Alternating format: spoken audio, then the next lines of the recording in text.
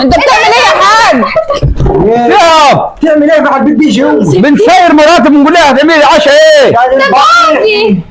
وبعد ما هو جوزك يا اختي، الله يخرب بيتك يا ابني، فضحت ابوك ليه؟ يابا براحتك ايه وانت قابلتها مع واحد غريب يابا؟ انا ما عنديش راجل يدخل على مراته غير بعد سنتين ثلاثه من الحوار. في ايه؟ ابويا خليه يقول اللي هو عاوزه. هي مراتك شبه البقره الحلوب ليه كده؟ وماليش جاي من المحضر. قدام مالك يابا فيه يابا؟ يا حماية افهم، هقول لك. يدخل بالراحه في يابا. ايه يا حاج؟ في ايه؟ شفت الفضيحه؟ حمود، ايه السجادة؟